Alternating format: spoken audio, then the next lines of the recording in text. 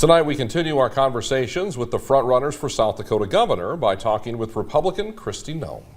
At 5, we spoke with Democrat Billy Sutton, and at 6 with Republican Marty Jackley. I was able to spend part of this last Sunday afternoon at Noem's home in Castlewood to talk about her experience in Washington and what she would bring to Pierre. It's a story you'll only see on KSFY. When you drive into Castlewood, South Dakota, it is impossible to not see the sign saying it's the hometown of Representative Kristi Noem. It's really strange. Yeah, it's really strange for me. You know what I think, what goes through my head is, I hope everybody who lives in Castlewood is proud that that sign is there. Noem's political career began in 2006 when she was elected to the South Dakota House of Representatives. She would serve 2 terms there and rise to the position of Assistant Majority Leader. In 2010, she ran for U.S. House against incumbent Democrat Stephanie Herseth-Sandlin and won. And she has been serving in Washington ever since, and says while there, she has learned the fine arts of negotiating and consensus building. If you want to be effective, there's only one South Dakota representative in the House. You know, the state of California has over 50, Florida has over 40. And as she begins wrapping up her 4th term in Washington, she says she wants to come home and transition from the U.S. Capitol to the South Dakota Capitol. We aren't very innovative with how we run our state government, and I don't think all the best ideas come out of here. Noem tells me that she knows people are saying that if she is elected governor, she would come in and gut Pierre. I'm not going to gut Pierre, but I'm not going to promise that I'm not going to change things dramatically. I think we need to move into a new time of flexibility in state government, transparency in state government. Noem has a long list of concerns that she wants to address if she is elected. She tells me we need to stop the South Dakota brain drain.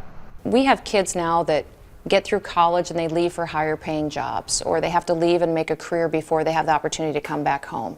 And I don't want anybody to ever have to make that choice. She says the state needs to be more aggressive in courting big businesses to come to South Dakota. She points to the late Governor Bill Janklow's successful lobbying of Citibank as an example, but tells me first the state needs to invest in its technological infrastructure. And then I'm very concerned with the technology and connectivity we have in the state. I mean, I live here, which isn't a real remote part of the state, but I still can't download a movie at this house. We just don't have good enough internet service in a lot of the areas of our state. How do you recruit a business to come if they do business globally? What Noem would like to see is the state become a new version of Silicon Valley with a focus on combining biotech research with the state's ag sector, which could lead to the creation of new fuels, new crops, and new ways of farming. With South Dakota being a small state, we can be much more flexible and nimble than some of these larger states can be in recruiting businesses and then forming the workforce that we need to fill it. While most of the economic successes we tell you about are in Sioux Falls, Noem wants to see the success spread out into rural areas of the state by partnering with counties and identify their economic strengths. Then when a company wants to come to South Dakota, we can say, you know what, we've identified 5 counties.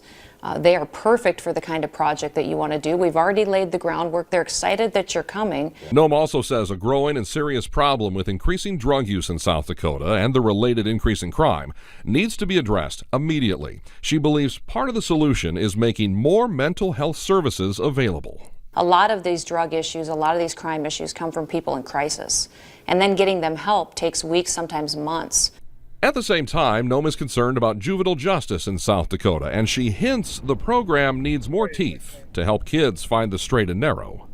I have a lot of our law enforcement folks telling me that there's just no consequences to some things. Kids can steal a car one night and then be back in school the next day. Noem is banking that the same people who gave her a chance to go to Washington 8 years ago will give her an opportunity next November to go to Pierre.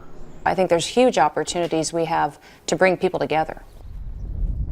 Noem and Marty Jackley are considered the Republican front-runners in the race for governor, but 2 other Republicans are running as well, Laura Hubbell and Terry LaFleur.